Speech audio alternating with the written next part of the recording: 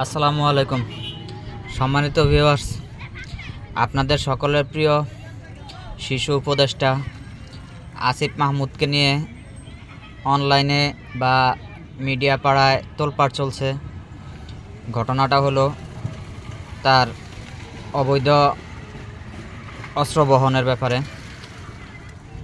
তো তিনি অবৈধ অস্ত্র বহন করেছেন, এটা একটা ব্যাপার। তারপরে তার পিএস 300 কোটি টাকা লোপাট করেছে মাত্র 10-11 মাসের সরকার গঠনের ভিতরে। এত অপকর্ম আরও অনেক কিছুই আছে যা কিছু প্রকাশিত হয়েছে এবং অনেক কিছু প্রকাশিত হয় নাই।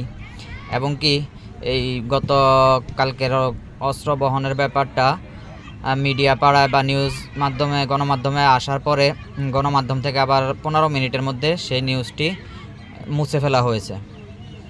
তার মানে বোঝাচ্ছেন যে আপনারা হাসিনার চেয়েও বড় ফ্যাসিস্ট হয়ে উঠতেছেন। গণমাধ্যমের স্বাধীনতা এখনই খর্ব করতেছেন। গণমাধ্যমকে নিজস্ব মতামত উপস্থাপন করতে দিচ্ছেন না স্বাধীনভাবে। এখন কথা হলো, আপনারা কতদিন ক্ষমতায় থাকবেন আর কতদিন গণমাধ্যমের কণ্ঠরোধ করে রাখবেন? এরকম তো হাসিনাও 17 বছর 18 বছর গণমাধ্যমের কণ্ঠরোধ করেছিল, কিন্তু ফাইনালি কি হয়েছে? ফাইনালি গণমাধ্যম তার স্বাধীনতা তো ফিরে পেয়েছে এবং হাসিনার বিরুদ্ধে অনেক নিউজই আপনারা দেখতে পাচ্ছেন। হাসিনার অনেক অপকর্মের নিউজ আপনারা দেখতে পাচ্ছেন গণমাধ্যমের কল্যাণে।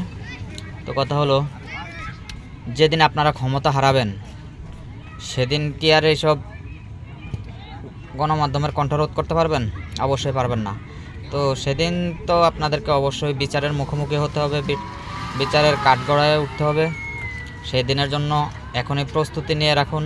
হাসিনার না হয় মামার বাড়ি নানার বাড়ি ছিল ইন্ডিয়া, সে পার পেয়ে গেছে বা পালাতে পেরেছে, তাই বলে বিচার এড়িয়ে যেতে পারবে না। বিচারের মুখোমুখি তাকে হতেই হবে। আর আপনাদের তো আর মামা খালার বাড়ি নাই ইন্ডিয়াতে, আর ইন্ডিয়া ছাড়া তো অন্য কোনো দেশে পালানোর সুযোগও নেই। তো আপনারা পালাবেন কোথায়? এখন থেকেই চিন্তা ভাবনা করে রাখুন। আসসালামু আলাইকুম।